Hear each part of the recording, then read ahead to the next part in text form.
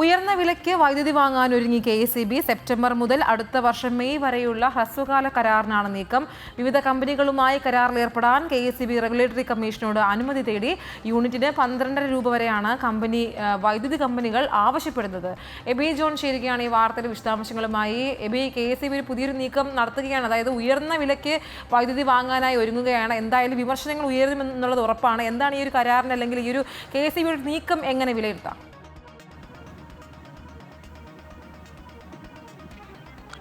ഐശ്വര്യ, ഈ മഴക്കാലത്ത് പോലും വൈദ്യുതി നിയന്ത്രണം ഏർപ്പെടുത്തിയതുമായി ബന്ധപ്പെട്ട് വലിയ രീതിയിലുള്ള വിമർശനം KECBക്കെതിരെ വന്നിരുന്നു. റെഗുലേറ്ററി കമ്മീഷൻ തന്നെ ഈ വിഷയത്തിൽ വലിയ വിമർശനം KECBക്കെതിരെ നടത്തുന്ന സാഹചര്യവും ഉണ്ടായിരുന്നു. ഇതിൻ്റെയൊക്കെ കൂടി പശ്ചാത്തലത്തിലാണ് അടുത്ത മാസം മുതൽ അടുത്ത വർഷം മെയ് 15 വരെ ഉള്ള വിവിധ ഘട്ടങ്ങളിലായി വൈദ്യുതി ഉപയോഗിക്കുന്നതിന് വേണ്ടിയിട്ട് പുറത്തു നിന്നും കൂടുതൽ വൈദ്യുതി വാങ്ങുന്നതിന് വേണ്ടിയുള്ള തീരുമാനത്തിലേക്ക് അല്ലെങ്കിൽ ആ ഒരു ആലോചനയിലേക്ക് KECB എത്തുന്നത് എന്നുള്ളതാണ്.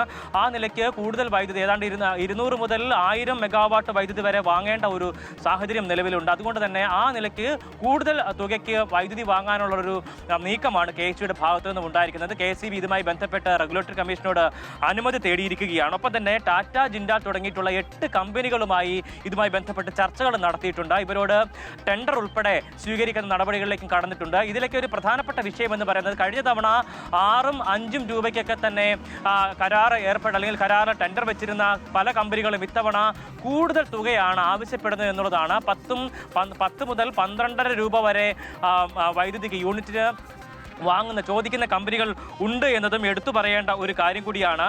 കാരണം ഇത് വലിയ രീതിയിലുള്ള സാമ്പത്തിക പ്രതിസന്ധി ഉൾപ്പെടെ ഉണ്ടാക്കുന്ന ഒരു സാഹചര്യം കൂടി ഉണ്ടാകും എന്നുള്ള കാര്യത്തിലും തർക്കമില്ല. അതൊക്കെ തന്നെയാണ് വലിയ രീതിയിലുള്ള വിമർശനങ്ങൾക്കും വഴിവെക്കും എന്ന് നമ്മൾ പ്രധാനമായും പറയാനായിട്ടുള്ള ഒരു കാര്യമെന്ന് പറയുന്നത്.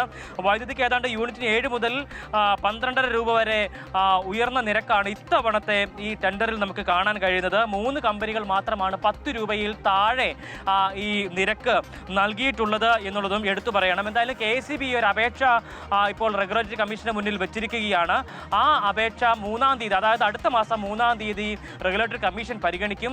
അതിനുശേഷമായിരിക്കും ഇതിലൊരു അന്തിമ തീരുമാനത്തിലേക്ക് കാര്യങ്ങൾ എത്തുക എന്നുള്ളതാണ്.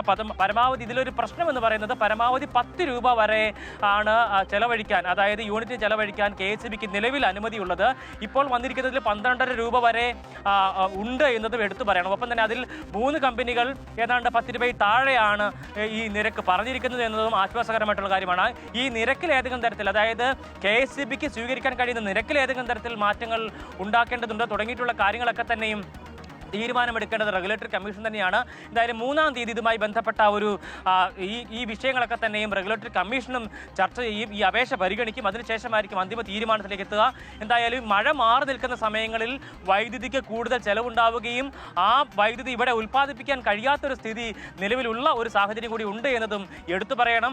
മഴക്കാലത്ത് പോലും ഇത്തരത്തിൽ വൈദ്യുതിക്ക് പ്രതിസന്ധി ഉണ്ടാവുകയും വൈദ്യുതി നിയന്ത്രണം ഏർപ്പെടുത്തുകയും ചെയ്യുന്ന നടപടി KECBയുടെ ഭാഗത്തുനിന്നുണ്ടായിരുന്നു. ഇതിനെതിരെ റെഗുലേറ്ററി കമ്മീഷന്റെ ഭാഗത്തുനിന്ന് പോലും വലിയ രീതിയിലുള്ള വിമർശനം ഉയരുകയും ചെയ്തിരുന്നു. ഈ പശ്ചാത്തലത്തിൽ തന്നെയാണ് ഇത്തരത്തിലൊരു